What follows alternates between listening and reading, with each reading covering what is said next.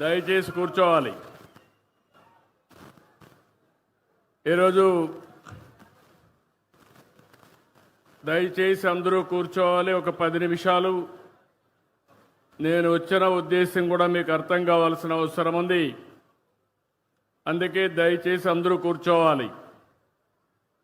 ఇప్పుడే మనమందరం కూడా ప్రతిజ్ఞ చేశాం. వేదిక పైన నుండే పెద్దలకి, నాకు ప్రాణ సమానమైనటువంటి ప్రజానీకానికి పేరు పేరున మనస్ఫూర్తిగా నా అభినందనలు, ధన్యవాదాలు. ఈరోజు నేను వచ్చింది స్వచ్ఛ ఆంధ్ర, స్వర్ణ ఆంధ్ర దిశగా మనం ముందుకు పోవాలని చెప్పి అనుకుంటున్నాం. నెలకొక్కసారి 3వ శనివారం అన్ని పనులు వదిలిపెట్టి మన పరిసరాల్ని, మన ఇల్లుని, ఇంటి బయట ఏ విధంగా,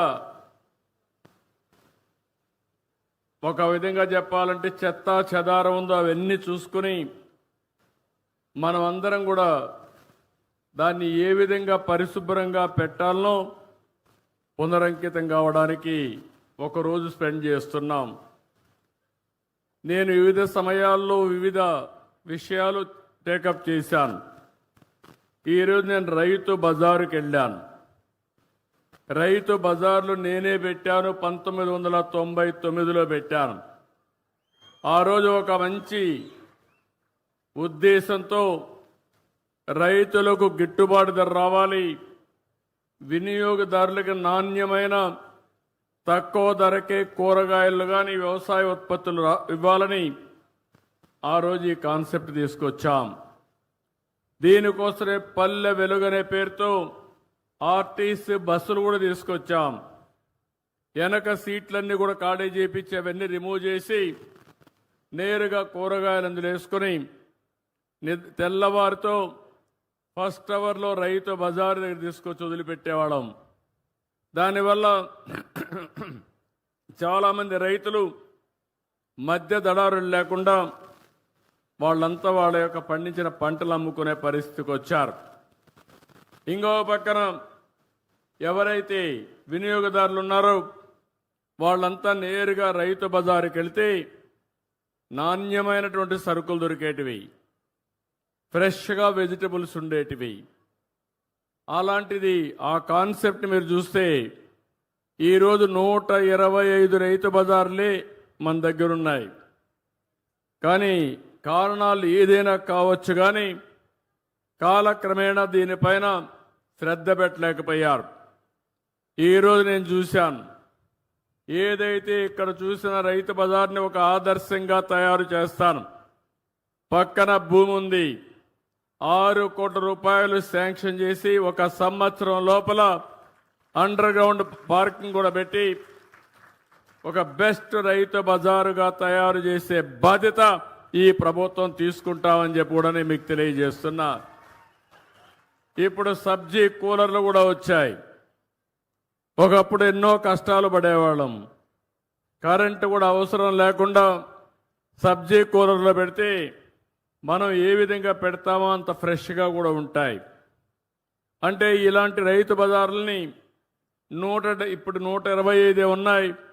175 నియోజకవర్గాలకి 175 రైతు బజార్లు పెట్టే బాధ్యత ఈ ప్రభుత్వం తీసుకుంటామని చెప్పి కూడా నేను మీకు తెలియజేస్తున్నా.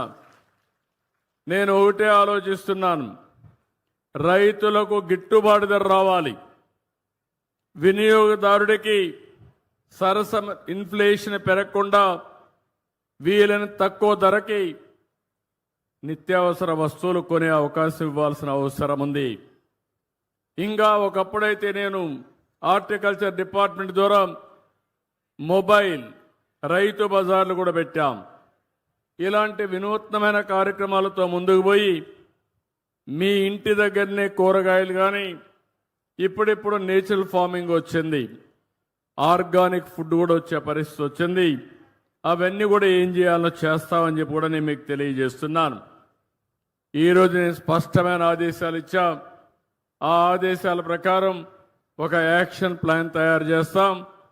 ఇక్కడుండే రైతు బజారే కాకుండా రాష్ట్రంలో అన్ని రైతు బజార్ని మెరుగుపరిచే బాధ్యత ఈ ప్రభుత్వం తీసుకుంటామని మరొక్కసారి మీ అందరికీ హామీ ఇస్తున్నా. దీనివల్ల మా ఆడబిడ్డలకు ఎంతో వెసులుబాటు వస్తుంది. అలాంటి కార్యక్రమానికి శ్రీకారం చుడతాం. ఇంకో పక్క పరిశుభ్రమైన పచ్చని ఆంధ్రప్రదేశ్ దిద్దడానికి స్వచ్ఛ ఆంధ్ర, స్వర్ణాంధ్ర కార్యక్రమాన్ని తీసుకున్నాం.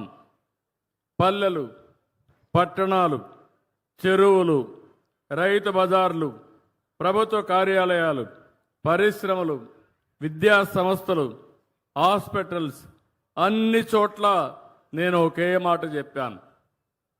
3వ శనివారం ఎవ్వరూ పనిచేయక్కర్లేదు ఆఫీసులో. మీ ఆఫీసులో ఉండి చెత్తంతా తీసేసి దుమ్మంతా దులిపేసి నేరుగా చెట్టు దగ్గర కూర్చొని స్వచ్ఛమైన ఆలోచనలు చేస్తే దేశం బాగుపడుతుందని చాలా స్పష్టంగా చెప్తున్నాను. ఎంత సమయమైనా దుమ్ములో పనిచేస్తాం, కలుషితమైన వాతావరణంలో పనిచేస్తాం, కలుషితమైన ఆలోచనలు, కుట్రలు, కుతంత్రాలకు శ్రీకారం చుడతానే ఉంటాం. కొంతమందికి ఆశకు కూడా మితం లేదు, దురాశ. అందుకే ఇవన్నీ వస్తూ ఉంటాయి. అవన్నీ పోవాలంటే రాబోయే నెలలో ప్రధానమంత్రి నరేంద్ర మోడీ గారు విశాఖపట్నంలో 10వ వార్షిక యోగా డే సెలబ్రేట్ చేస్తున్నారు. వారు అక్కడికి వస్తున్నారు. ప్రపంచం మెచ్చుకునే విధంగా ఈ యోగా డే చేపిస్తానని మీ అందరికీ హామీ ఇస్తున్నా. ఇది ఒక చరిత్ర. యోగా అనేది మన పూర్వీకులు మనకిచ్చినటువంటి వరం, ఒక వారసత్వం. ఈ విషయం మీరు గుర్తుపెట్టుకోవాల్సిన అవసరం ఉంది. ఎందుకంటే చాలామంది పేదవాళ్ళలో ఆ రోజు ఎన్నో ఇబ్బందులు వస్తున్నాయి. అదే మరి ఆరోగ్య సమస్యలు వస్తున్నాయి. ఇంకో పక్క అందరం కూడా ఆధునికమైన ప్రపంచంలో చాలా బిజీ అయిపోతున్నాం. ఎవరు కూడా సెల్ ఫోన్లు చూడకుండా ఉండలేకపోతున్నారు. ఆ సెల్ ఫోన్ల వల్ల గంటల తరబడి సెల్ ఫోన్ అంటే భార్య లేదు, భర్త లేదు, కొడుకు లేదు, బిడ్డ లేదు, ఆ సెల్ ఫోన్ చూసుకుంటూ కూర్చుంటున్నాం. దీనివల్ల లేనిపోని టెన్షన్లు వస్తున్నాయి. అందుకని ప్రతిరోజు ఒక అర్ధగంట 45 నిమిషాలు మీరు యోగా చేస్తే అన్ని రోగాలు పటాపంచలైపోతాయని చెప్పి కూడా నేను మీకు అందరికీ విజ్ఞప్తి చేస్తున్నా. హాస్పిటల్కి పోయే పని ఉండదు. అందుకే ఈ యోగా డేని ఒక నెల, ఈ నెల 21 నుంచి జూన్ 21 వరకు ఈ కార్యక్రమాన్ని చేస్తాం. కొన్ని లక్షల మంది ఆన్లైన్, ఆఫ్లైన్లో ట్రైనింగ్ ఇస్తాం. కొంతమందికి సర్టిఫికెట్లు ఇస్తాం. ఇది ప్రపంచానికి మనం ఇచ్చే కానుక. ఆ సమయంలో దానివల్ల లాభం మనం పొందాల్సిన అవసరం ఉంది. దీనికి నేను శ్రీకారం చుడతానని మరొక్కసారి మీ అందరికీ హామీ ఇస్తున్నా. ఇంకో పక్కన మీరందరూ ఒక్కసారి గుర్తుపెట్టుకోవాల్సిన అవసరం ఉంది.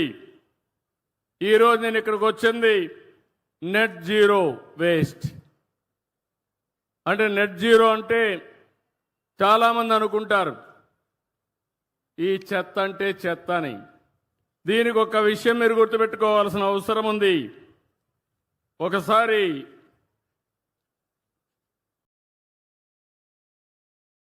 బుద్ధుడు ఆయన శిష్యుడు ప్రతిరోజు చాలా బిజీగా ఉండేవాడు.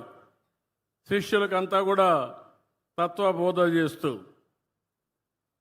ఒకరోజు గురువు గారు అందరిని పిలిపించి మాట్లాడితే ఒక శిష్యుడు దగ్గరకు వచ్చి, గురువు గారు మీరు ప్రపంచంలో అందరి గురించి ఆలోచిస్తున్నారు, మీ సొంత శిష్యుల గురించి మీరు ఆలోచించడం లేదు, కాబట్టి ఇది నేను ఒక విషయం కోరాలనుకుంటానని చెప్తాడు. అప్పుడు బుద్ధుడు అంటాడు, నువ్వేం భయపడద్దు, నిర్మోహమాటంగా మాట్లాడు, ఏం చెప్పాలనుకుంటున్నావు చెప్పమంటాడు. అప్పుడు శిష్యుడు అంటాడు, ప్రభు నా బట్టలు పూర్తిగా చినిగిపోయినాయి, ప్రతి ఒక్కరూ నా వస్త్రాలు చూసి నవ్వుతున్నారు, హేళన చేస్తున్నారు, కాబట్టి ఒక బట్టలు ఒక జత ఇవ్వండి, కొత్త బట్టలు కట్టుకుంటానని చెప్పి అడుగుతాడు. అప్పుడు బుద్ధుడు ఆలోచించి ఇది పెద్ద సమస్య ఏం కాదు, ఈయనకి కొత్త వస్త్రాలు ఇమ్మని ఆదేశాలు ఇస్తాడు. శిష్యుడు చాలా ఆనందపడిపోతాడు. ఆ నుంచి గదిలో నుంచి వెళ్ళిపోతారు. కొద్ది రోజుల తర్వాత బుద్ధుడికి మళ్ళీ ఒక ఆలోచన వస్తుంది. వీడికి నేను బట్టలిచ్చా, ఒకసారి కనుక్కోవాలి, ఆ బట్టలు ఏ విధంగా వాడుతున్నాడో కనుక్కోవాలని మళ్ళా పిలుస్తాడు. కొద్ది రోజుల తర్వాత పిలిస్తే, నేను కొత్త బట్టలు ఇచ్చాను కదా, నువ్వు ఆనందంగా ఉన్నావా, ఏంటి కట్టుకుంటున్నావా, దీనివల్ల నీలో మార్పు ఏంటిని అడుగుతాడు. దానివల్ల శిష్యుడు చాలా ధన్యవాదాలు గురువుగారు, కొత్త వస్త్రం వచ్చి చాలా సౌకర్యంగా ఉంది, ఇక నాకు ఎలాంటి కోరికలు కూడా లేవు, చాలా ఆనందంగా ఉన్నానని చెప్పి అంటాడు. అప్పుడు బుద్ధుడు అంటాడు, నీ కొత్త బట్టలు ఇచ్చాను, అవి వాడుతున్నావు, అసలు నీ పాత బట్టలు ఏం చేసావని అడుగుతాడు బుద్ధుడు. అప్పుడు శిష్యుడు కూడా చాలా తెలివైనవాడు. శిష్యుడు అంటాడు, గురువుగారు, నా పడక బొంతలో పూర్తిగా చెడిపోయి అది సరిగా లేదు, అందువల్ల నా బట్టలు దాన్ని కుట్టుకొని నేను బెడ్ వాడుకుంటున్నాను అని శిష్యుడు చెప్తాడు. అప్పుడు మళ్ళీ బుద్ధుడికి ఒక ఆలోచన వస్తుంది. నీ పాత పరుపులో ఉండే బట్ట ఏమైందని అడుగుతాడు.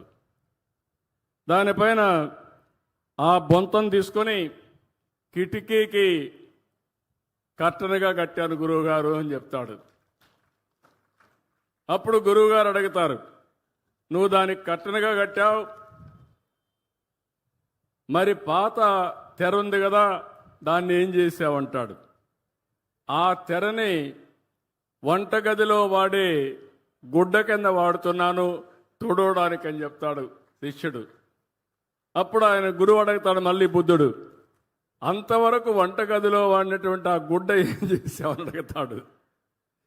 అప్పుడు అంటాడు, దాన్ని గది తుడవడానికి వాడుతున్నాను గురువు గారు అంటాడు. అంతవరకు ఒక గుడ్డ వాడావు కదా, దాన్ని ఏం చేసావని అడుగుతాడు.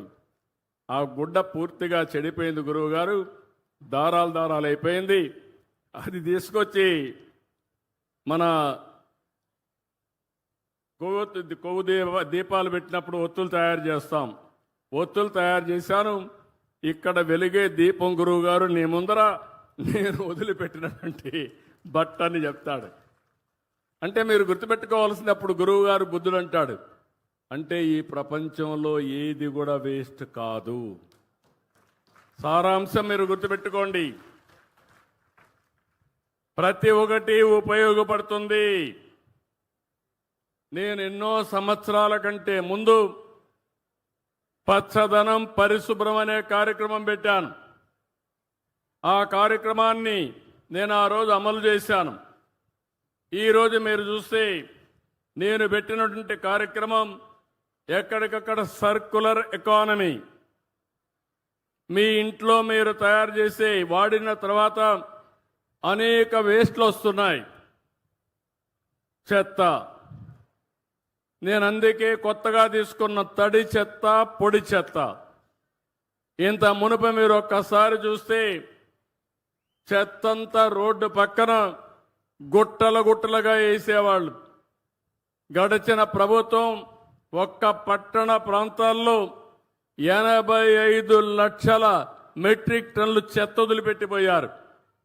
నడి రోడ్లో చెత్త ఉంది. నేను ఒకటే చెప్పాను మా మంత్రి నారాయణ గారికి, మీరేం చేస్తారో నాకు తెలియదు, అక్టోబర్ 2వ తారీఖున ఈ రాష్ట్రంలో ఎక్కడా ఒక టన్ను కూడా చెత్త లేకుండా చేసే బాధ్యత నారాయణ గారు మీదంటే, ఇప్పటికి 55 లక్షల మెట్రిక్ టన్నులు చెత్త పూర్తిగా నిర్మూలించే పరిస్థితికి వచ్చాడు. అక్టోబర్ 2వ తారీఖుకి ఆ 30 లక్షలు కూడా అయిపోతుంది. మేము ఎప్పుడో పెట్టాం, చెత్త నుంచి పవర్ తీయడం, ఎనర్జీ తీయడం. అలాంటి ప్రాజెక్టులు ఇప్పటికి 2 పనిచేస్తున్నాయి. ఈ 2 కాదు, భవిష్యత్తులో ఇంకా కొన్నింటికి శ్రీకారం చుట్టాం. ఆ శ్రీకారం చుట్టినట్టు చూస్తే తొందరలోనే రాజమండ్రి, విజయవాడ, నెల్లూరు, అదే మరిగా ఇక్కడ ఈ ప్రాంతంలో చూస్తే కడప, ఇక్కడ అన్ని కూడా ఇవి వస్తాయి. ఇవన్నీ వస్తే దానివల్ల మొత్తం 90% పట్టణ ప్రాంతాల్లో ఉండే చెత్త ఎనర్జీగా తయారవుతుంది. వేస్ట్ నుంచి పవర్ తయారు చేస్తామని చెప్పి కూడా నేను మీకు తెలియజేస్తున్నా. ఇక్కడ నేను ఒకటే పిలిపిస్తున్నాను. నేనే డాక్రా సంఘాలు పెట్టాను. మా డాక్రా సంఘాలందరూ ఇక్కడున్నారు. ఓర్వకల్లో ఉండే డాక్రా సంఘం అయితే, కోవా అయితే బ్రహ్మాండంగా, పాల్కోవా అయితే బ్రహ్మాండంగా తయారు చేస్తున్నారు. పారిశ్రామికవేత్తలుగా తయారవుతున్నారు. మళ్ళీ నేను మీకు అండగా ఉంటాను, మిమ్మల్ని ముందుకు నడిపిస్తా. మెప్మా, డాక్రా రెండు కూడా సమాంతరంగా చేసి ఈ సంవత్సరం 1,00,000 మంది పారిశ్రామికవేత్తలుగా చేసే బాధ్యత కూడా తీసుకున్నాం. వాళ్ళకొక బాధ్యత చెప్తున్నా ఈరోజు. ఆ బాధ్యత మీరందరూ కూడా మీ గ్రామాల్లో ఒక ప్రజా చైతన్యం కోసం పిలిపిస్తున్నాను. ప్రతి ఇంటికి వెళ్ళాలి, చెత్తను రెండుగా సెగ్రిగేట్ చేయమని చెప్పాలి. పొడి చెత్త, తడి చెత్త. పొడి చెత్త పంచాయతీ కానీ మున్సిపాలిటీస్ కానీ కలెక్ట్ చేసుకుంటాం. తడి చెత్తని కాంపోస్ట్గా తయారు చేయాలి. ఇప్పుడే నేను పోయాను, రైతు బజార్లో చూశాను. రైతు బజార్లో మిగిలిన వేస్ట్ అంతా కూడా కాంపోస్ట్గా తయారు చేసి మళ్ళా రైతులకు ఇస్తున్నారు. రైతులు వ్యవసాయ పొలంలో వాడుతున్నారు. అలాంటి మంచి ఆలోచనతో ముందుకు పోతున్నారు. అందుకే నేను మిమ్మల్ని కోరేది, మెప్మా సంఘాలు పట్టణ ప్రాంతాల్లో పెద్ద ఎత్తున మోటివేట్ చేయాలి. ఇప్పుడే ఇక్కడ సంధ్యారాణి గారు వచ్చారు. 70,000 మంది ఇప్పటికే మార్చారు. 5 సంవత్సరాల్లో 70,000 మందిని మార్చారు. మా డాక్రా సంఘాలు చూస్తే దగ్గర 1,00,000 సంఘాలున్నాయి. 1,00,000 సంఘాలు అనుకుంటే 1,00,00,000 మంది ఉన్నారు మీకు మెంబర్లుగా. ఈ 1,00,00,000 మంది అనుకుంటే మీరు అమలు చేసి మీ ఇంటి పక్కోళ్ళని మీరు అమలు చేయించగలిగితే ఇది ఒక ఉద్యమంగా తయారవుతుంది, ప్రపంచానికి ఆదర్శం అవుతుందని చెప్పి తెలియజేస్తున్నా. డాక్రా సంఘాలు ఎప్పుడు కూడా స్ఫూర్తిదాయకంగా ఉంటాయి. ఇప్పుడే కాదు, చాలా మంది ఒకప్పుడు ఎగతాళి చేశారు నన్ను. ఈ డాక్రా సంఘాల వల్ల ఏమవుతుందన్నారు. నేను చెప్పా, ఏం చేస్తారో చూస్తారన్నా. ఈరోజు డాక్రా సంఘాలంటే రాజకీయ నాయకులకి భయం, గ్రామస్తుల్లో గౌరవం, అధికార యంత్రాంగానికి కూడా ఏ పని కావాలనే మీరే గుర్తొచ్చే పరిస్థితి వస్తారు. అది డాక్రా మెప్మా సంఘాల సత్తా అని మరొకసారి మీ అందరికీ విజ్ఞప్తి చేస్తున్నా.